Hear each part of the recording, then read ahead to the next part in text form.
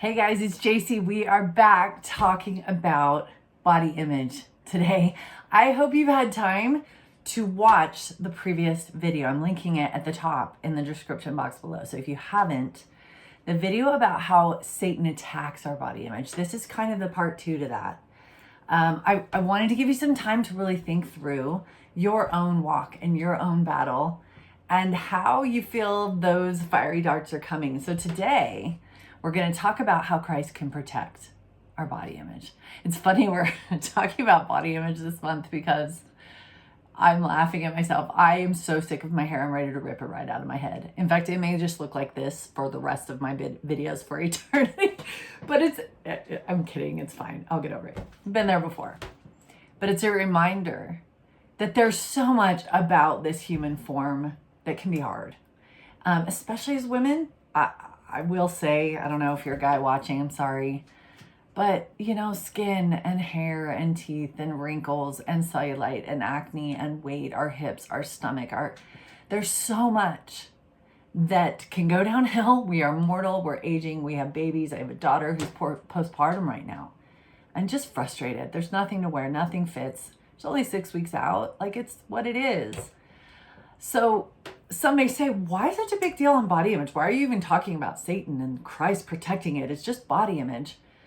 But most of us women know how this can really spiral downhill fast and affect us mentally, emotionally, spiritually even. So I'm very serious about this video, about letting him protect that body image, protect our view of ourselves, our identity that's found in him, but that's rooted in how we look and how we handle that. Because if Satan can stop us on that level, he can stop so many other things in our lives. So how does Christ protect? Now, I think the way we want him to protect our body image is we want to be able to kneel down and plead with him and say, will you fix the problems that are making me insecure? Please, Lord, clear up my skin. Help me find some cream. Help me find a diet that will help me, get over those things so I won't feel insecure and I can be at peace and move on and be a faithful disciple and not be distracted by this. Now, we all know that's not how it goes. Sometimes we experience some difficult things physically. Yes, he can help us heal. Yes, he can. I'm not saying that he's always just going to go, sorry. He has healed me physically in so many ways, but sometimes I'm going to get older despite whether he heals me or not. I'm going to go through, I went through pregnancy, all of that. There's just things we have to deal with. So how can he protect us while we are in this human form where things about our body are going to get messed up and not work right and get older and all of this that we have to deal with? How do we allow him to influence our minds in that state? So we're going to look at we're going to look at so many scriptures today. First one is the idea from these first 2 scriptures is centered in the fact that our body image battle is rooted right here, right? Isn't it? It all takes place within our minds. So as we are looking for Christ to protect and give us security in him, it's all going to happen right here. So I was thinking of Ephesians 4:23. Be renewed in the spirit of your mind.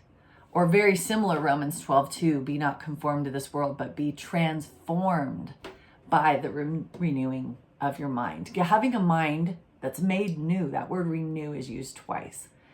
It can be made new when it comes to our body, our attractiveness, how we see ourselves. Not conform to this world, it says in Romans, not the ideas that this world presents for beauty and attractiveness, but be renewed and changed and shifted so we see ourselves through his eyes. I really like the imagery. We're going to skip to Ephesians 6, where Christ talks about the armor of God. Now, those of us who've grown up in Sunday school, we've had little lessons on all the pieces of the armor, and we know about the breastplate and the belt and the shoes. And we know this. But here's the problem. It's not just a cute little analogy found in the word. These are words that are symbolic of ways he actually can protect us from those fiery darts that we talked about, that Satan just launches at us continually. And the piece I want to focus in on for this video is found in Ephesians 6. It's verse 17. Yes, verse 17. It's the helmet of salvation. And the reason I want to focus on that is, where does that defensive piece of armor sit? Right on our heads, right over our minds, to protect and shield our minds where that battle is most sensitive. So I want you to build that image in your mind. Can he really protect us so strongly that it'll feel just like a solid metal helmet over our head that can guard us from all the thoughts that the adversary is going to try to get us to embrace about how ugly or awful or terrible we look, or my body this and that? Can Christ really create a protection over our minds so secure that it feels like one of those big metal helmets where nothing's getting in? That's what I'm going to suggest. That's what's supposed to happen. I think sometimes we take our eyes off him and we're too influenced by the world, and that helmet slips right off our head and we're not protected at all. And we read about the armor of God, but it's not on us. It's not working, but it should be. It should be real. So let's just talk for a minute about how he can do this. I was thinking of, where's the scripture? Sorry, I have so many notes.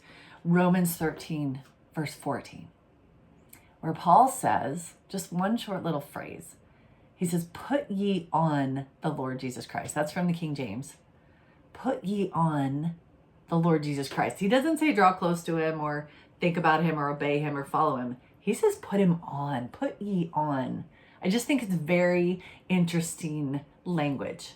Put him on like armor, like protective clothing. So how do we put him, wrap around our minds? I'm going to suggest there's two ways when it comes to body image. One is, we are going to ask his help to show us the lies that Satan has been launching, the fiery darts. Give us eyes to see the adversary's attack, exactly what the lies are, and that they are lies, and have our eyes wide open to them. So, for example, there's Psalm 139. I'll list all these scriptures below in the description box if you want to go back and read through them. Psalm 139, 23 and 24. Listen to David's plea. Search me, O God, know my heart. Try me and know my thoughts, and see if there's any wicked way in me, and lead me in the way everlasting. So he's saying, you know all the craziness that's going on in my head. Search it out. Show me the lies. And I'm going to suggest that some of our body image lies have been there from a very, very young age. I don't have time to go deeper into this in my body image class course and my body image book, which I'll link below. We go deep into this to really help assess what the lies are that are keeping us in bondage and keeping us locked into a negative body image, feelings of insecurity, about who we are and how we look. So we're asking him to search our mind, search our thoughts, open our eyes. Acts 9:18.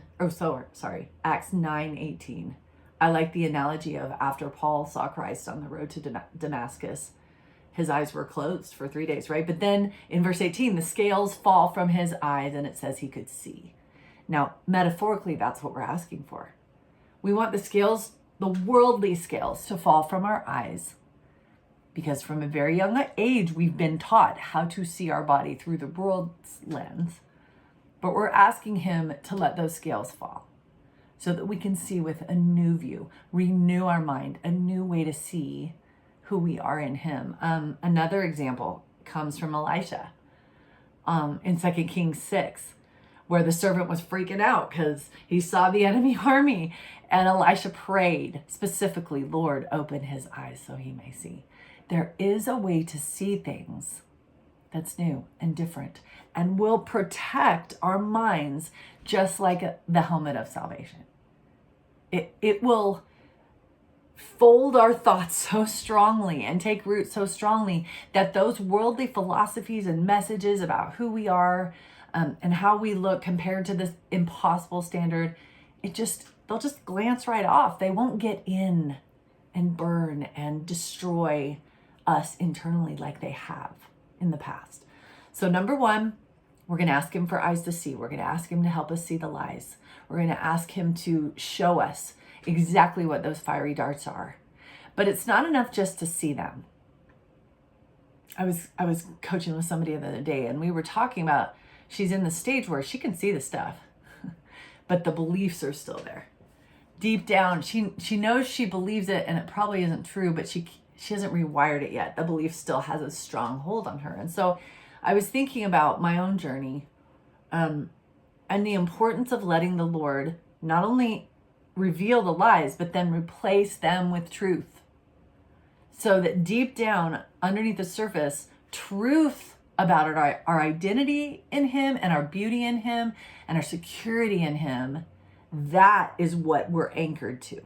Not those formerly false beliefs and ideas and lies about ourselves that the adversary had convinced us in so many ways to believe. So one of my favorite verses is Psalm 27:4, where David talks about how he longs to see the beauty of the Lord. He uses that phrase. These are all King James ones I've been talking about. But think about the concept of the beauty of the Lord. Even just the beauty of this earth he created. It's not all the same like our beauty standard tells us to be. There's all kinds of variations and wonderful variety in the climates and environments of the earth. Christ's beauty, the beauty of the Lord, is wide and big and deep and has a lot of room for all of us. That's just one example. Again, in my course and in my book, we go into this a lot deeper. But can you see the need to form that helmet on our head, not only by assessing the lies and looking at them, seeing what they are, having our eyes open to see them, but also letting him replace those lies with the truth. The truth will not always be, oh, forget it, you're beautiful. The truth may be, I have a terrible case of cystic acne. And I'm not saying that the Lord is going to say, for instance, I went through this in my family with a child. It's not like the Lord's going to pat us on the back and go, your skin's beautiful. That was a very painful thing to go through. Very painful. The truth in her core that we needed to really work through was, he will give beauty for ashes. He will give peace for something that really was so awful to deal with. He will be able to calm that storm and help us endure, have the strength and the ability to endure those hard physical trials. It's not always that the truth is he's going to just say, you're beautiful. It's not a thing. No, we're not going to go into denial. Truth is truth, but it's his way of showing us how to navigate that.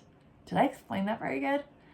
Again, don't have as much time to go deep into it. Check out the links below if you want to look into this a little more. I will say, with my whole heart, I've been speaking on this for probably, book came out in 2014, so 7 years now when I'm recording this anyway. I've talked to a lot of women. We are in bondage in this area. From 13 to 83. I've talked to women of all ages, older women, younger women, tears stringing down our faces. We've been in bondage. We've hated the way we look. We've felt so insecure. We have walked out the door with so much shame around who we are. And that's not to say we haven't had legit issues with weight or skin or hair or teeth, crooked teeth. I had terribly crooked teeth in junior high. Things like that. They're very real things. But let me just testify with my whole heart. As women in this generation, young women, older women, we are not going to be able to navigate this complicated area of our lives without his help. We need to cling to him. Satan is just showering us with flaming arrows, trying to get us to hate this vehicle that God has given us. And without Christ's help, I haven't met a woman yet that hasn't struggled in some way with this.